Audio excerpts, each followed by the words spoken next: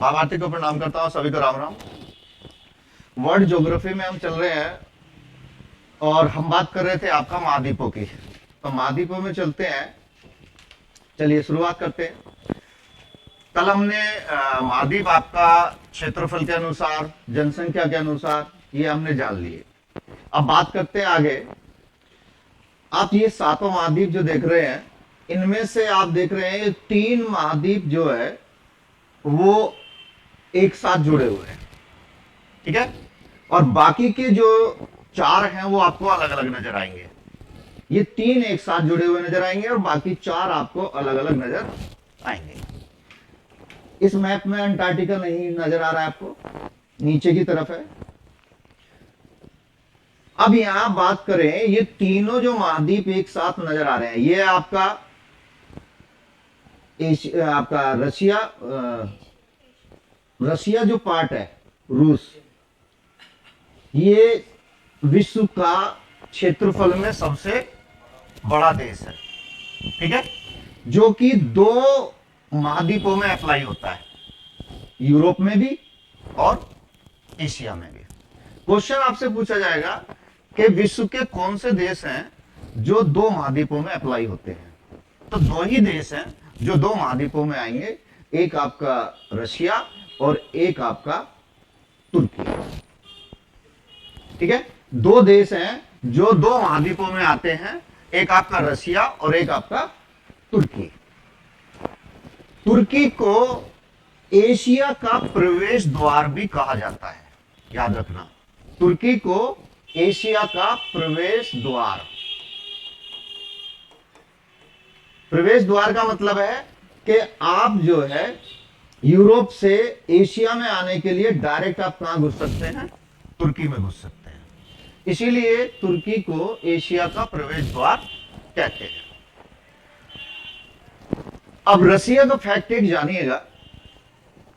Russia का 75% भाग Asia में है और 25% भाग आपका यूरोप में है।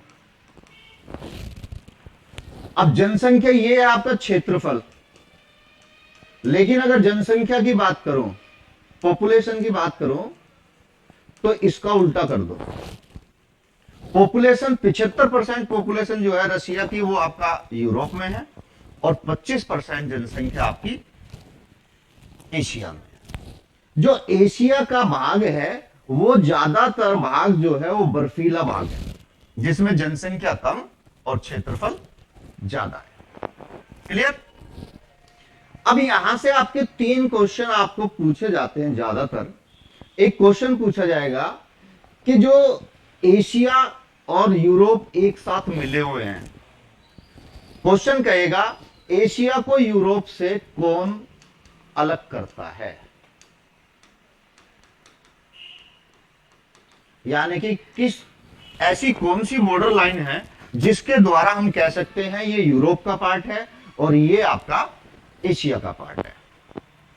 तो क्वेश्चन कहेगा एशिया को यूरोप से कौन अलग करता है, तो उसका आंसर होगा आपका यूराल पर्वत और एक है आपका यूराल नदी। ये दोनों चीज एशिया को यूरोप से अलग करती हैं, ठीक है। ऐसे ही क्वेश्चन कहेगा एशिया को आपका अफ्रीका से कौन अलग करता है, एशिया को अफ्रीका से कौन अलग करता है। ये आप देख रहे हैं ना, ये आपका रेड सी है, ठीक है, ये आपका रेड सी और ये है आपका मेडिटेरियन सी, भूमध्य सागर और लाल सागर। अब भारत, इसकी जो अलग करने की बात आए तो एशिया को अफ्रीका से जो अलग करता है वो आपका लाल सागर कह सकते हैं, या फिर इसका सबसे बड़ा उदाहरण है आपका क्या, स्वेज नहर। ये भारत को एशिया से क्या करती है, सॉरी, एशिया को अफ्रीका से अलग करेगी। सुएज नहर, ये सुएज नहर जो बनाई गई है वो आपका मेडिटेरियन सी को लाल सागर से जोड़ने के लिए बनाई गई है। क्वेश्चन आपसे कहेगा सुएज नहर किसको जोड़ती है, तो याद रखना सुएज नहर जो है लाल सागर को भूमध्य सागर से जोड़ेगी।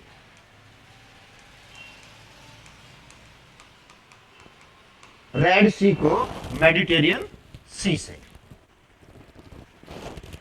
इसका जो निर्माण हुआ था, इस पे क्वेश्चन कई बनते हैं, इसका जो निर्माण हुआ था वो आपका 1869 में हुआ था। सुएज नहर का जो निर्माण हुआ था वो कब हुआ था, 1869। इसकी जो लंबाई है, इसकी लंबाई है 168 किलोमीटर। अब इसको कैसे याद रखोगे कि कब हुआ, गांधी जी को इससे लिंक कर दो। गांधी जी का जन्म कब हुआ, 1869। तो जब गांधी जी का जन्म हुआ जब ही क्या बनी, सुएज नहर बनी। ठीक है, इस तरीके से लिंक करके आप इसको याद रख सकते हैं। जीएस याद करने का तरीका केवल एक ही आपको, उसको किसी ना किसी चीज से आप क्या कर दो, लिंक कर दो। लिंक कर दोगे तो वो मेमोरी आपका लॉन्ग टर्म मेमोरी होगी। हमारा जो ब्रेन है वो दो तरीके की मेमोरी याद करता है, एक आपका शॉर्ट टर्म मेमोरी और एक आपका लॉन्ग टर्म मेमोरी। ठीक है, तो लॉन्ग टर्म मेमोरी बनाने के लिए आपको इस चीज को किसी ना किसी से क्या कर दीजिएगा, लिंक कर दीजिएगा। ठीक है, अब देखो इस सुएज नहर बनने से हमें फायदा क्या हुआ। ठीक है ना, अब एक क्वेश्चन और पूछेगा, ये जो सुएज नहर है, सुएज नहर पर अधिकार किस क्षेत्र का है, किस देश के अधिकार में आती है ये, यानी कि इससे जो कमाई होगी, इस नहर से जो इनकम होगी उसको कौन लेगा। ये इनकम करती है, ये नहर इनकम देती है। कैसे देती है अभी अब क्लियर करेंगे। इस पे जो अधिकार है वो है आपका इजिप्ट यानी कि मिस्र का। ठीक है, इस पे किसका अधिकार है, मिस्र का अधिकार है। ठीक है, तो मिस्र जो है इस नहर को अपने अंडर में रखता है, और जो भी यहां से कॉमर्शियल जहाजों का आवागमन होता है पानी के द्वारा, उनसे जितना भी टैक्स लिया जाता है उसको कौन रखेगा, मिस्र रखेगा। ठीक है, अब इस नहर का निर्माण क्यों किया गया, इस नहर का निर्माण इसलिए किया गया, ये देखो जब ये तीनों आपका एक साथ जुड़े हुए हैं, भारत जो है विश्व में सबसे पुराना ट्रेडर है। विश्व में सबसे ज्यादा पुराना जो ट्रेडर है वो कौन है, भारत है। भारत उस समय पे पूरे विश्व में क्या करता था, ट्रेडिंग करता था। ठीक है ना, पूरे विश्व में, यहां तक ये आपका पूरा क्षेत्र ट्रेडिंग का है भारत का। ठीक है, और वो जो ट्रेडिंग करता था वो किसके द्वारा करते थे, वो करते थे लैंड रूट के द्वारा। ठीक है ना, लैंड रूट के द्वारा।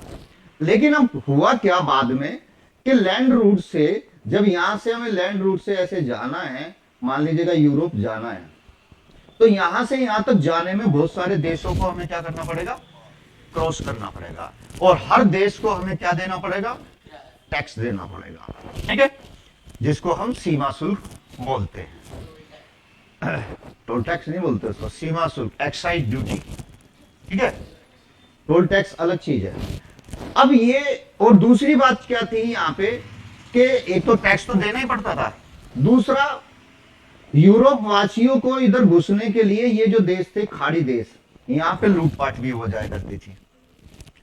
तो यूरोप वासियों ने क्या किया, पानी के रास्ते से एक रास्ता खोजा।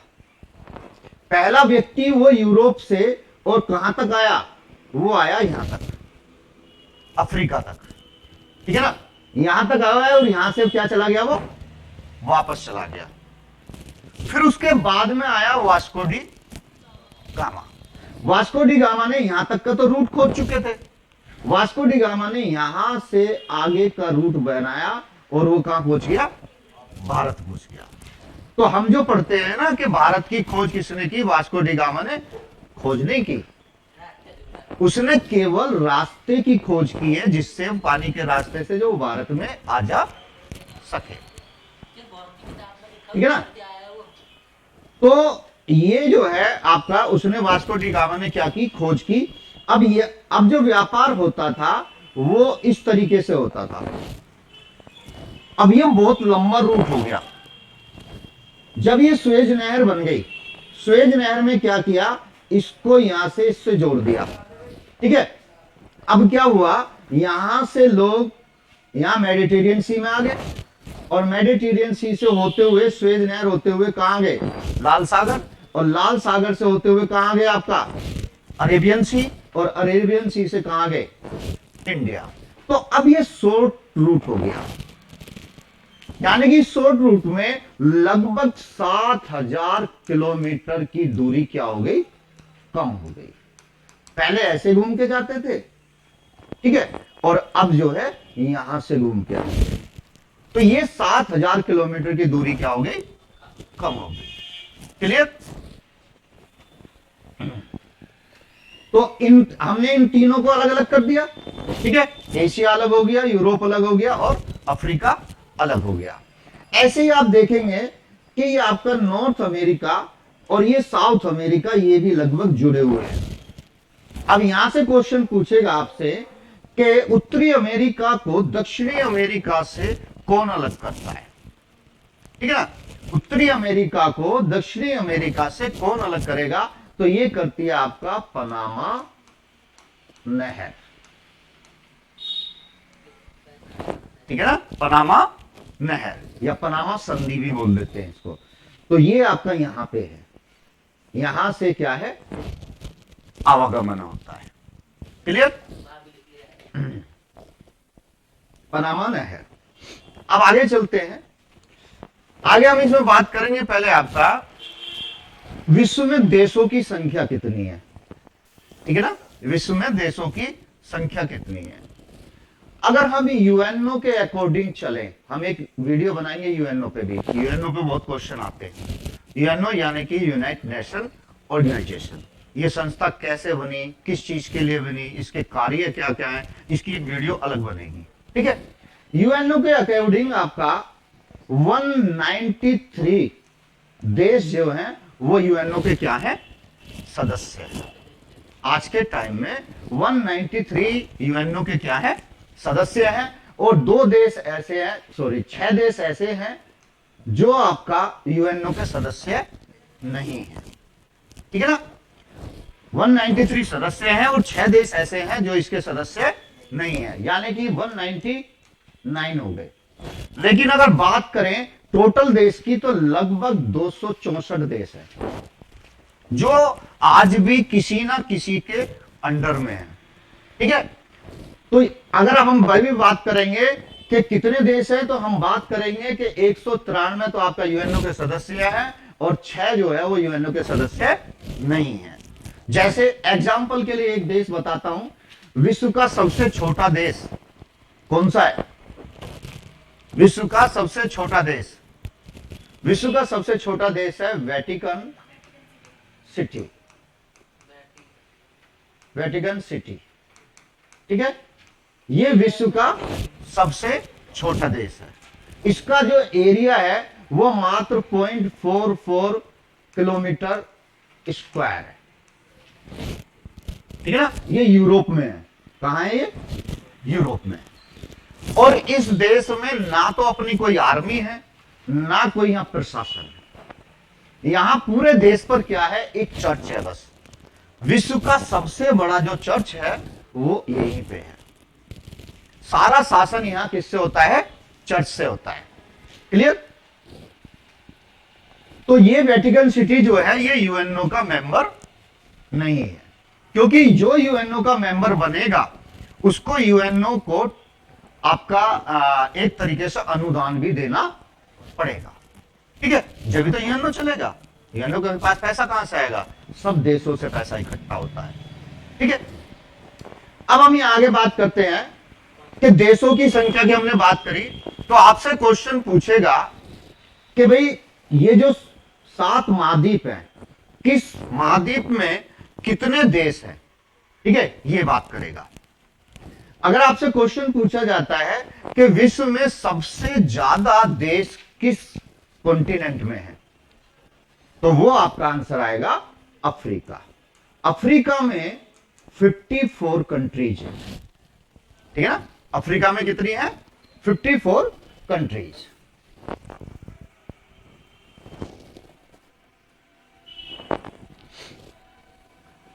उसके बाद दूसरे नंबर पे अगर बात आती है, 54 तो इसमें हो गई आपका। एशिया की अगर बात करें तो एशिया में आपका 47, इसमें 47 कंट्री है एशिया में। इसके बाद एशिया में सबसे ज्यादा, यूरोप में आपका 43 कंट्री है, ठीक है। यूरोप में कितनी है? 43। उत्तरी अमेरिका की बात करें तो इसमें 23 कंट्री हैं, 23। साउथ अमेरिका की बात करें तो इसमें 12 कंट्री हैं, 12। कितने हो गए? 1 2 3 4 5। अब एक छठा बचा बस, ठीक है ना। छठे में, यानी कि छठे में आपका छठा कौन सा है? ऑस्ट्रेलिया। ऑस्ट्रेलिया प्लस इसके साथ कुछ देशों को मिलाकर इसको हम ओशिनिया बोलते हैं। क्या बोलते हैं? ओशिनिया। तो ओशिनिया की बात करें तो इसमें जो कंट्री है वो आपका 14 कंट्री है, 14। अब इनका टोटल करेंगे आप, और एक बचा आपका कौन सा? अंटार्कटिका। अंटार्कटिका में 0 कंट्री है, वहां कोई भी कंट्री नहीं है। इन सबका टोटल करोगे तो 193 कंट्री जाएंगी आपका, जो कि यूएनओ की क्या है? सदस्य है, मेंबर है। क्लियर? अब आगे की बात करें, ये तो होगी आपका किसकी? कंट्रीज की बात। अब इनमें कंट्रीज में अगर हम चलते हैं तो आपका इनको आजकल क्या है, क्वेश्चन ऐसे नहीं पूछेगा कि सबसे बड़ी कंट्री कौन सी है, सबसे छोटी कंट्री कौन सी है, ऐसे नहीं पूछेगा। आपको इनका सीरियल याद रखना है। अगर अकॉर्डिंग टू एरिया चले तो सबसे पहले नंबर 1 पे आपका आएगा रशिया, ठीक है। नंबर 1 पे हो गया, यानी कि रूस, रशिया। नंबर 2 पे हो गया आपका कौन? कनाडा, ठीक है, क्षेत्रफल में। नंबर 3 पे हो गया आपका, इसी के नीचे आपका नॉर्थ अमेरिका, नहीं बोलेंगे इसको, नॉर्थ अमेरिका पूरा कॉन्टिनेंट है, यह है USA, America, United state of America. चौथे नंबर पे क्षेत्रफल में आपका आएगा चाइना। 5वें नंबर पे क्षेत्रफल में आपका आएगा ब्राजील।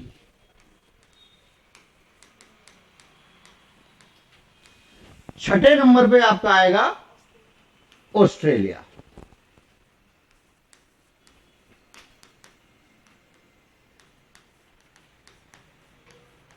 और 7वें नंबर पे जहां आप बैठे हैं, भारत।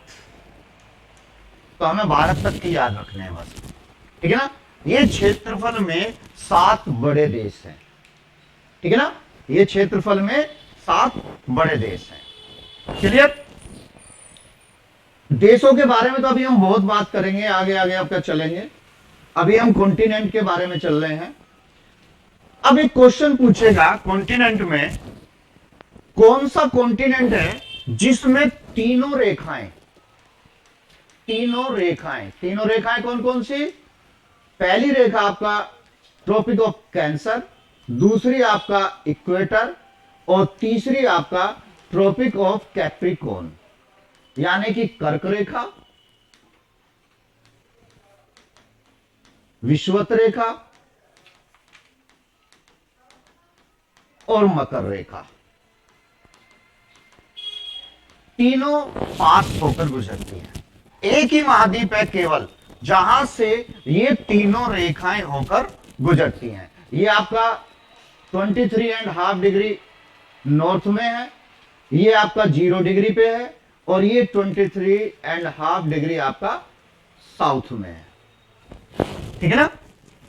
तो ये एक ही कॉन्टिनेंट है, और वो कॉन्टिनेंट कौन सा है आपका, अफ्रीका। तो अफ्रीका कॉन्टिनेंट में तीनों रेखाएं होकर गुजरती, ये अकेला महाद्वीप है जिसमें तीनों रेखाएं पास होकर जाएंगी। क्लियर। अभी कॉन्टिनेंट के और भी फैक्ट हैं जो हम अगली वीडियो में लाएंगे, और आगे हम अगली वीडियो में ये बात करेंगे कि इन कॉन्टिनेंट, ये कॉन्टिनेंट बने कैसे, ठीक है ना। तो अब तक की वीडियो अगर आपको पसंद आए तो लाइक करो, सब्सक्राइब करो। आप सभी को राम राम।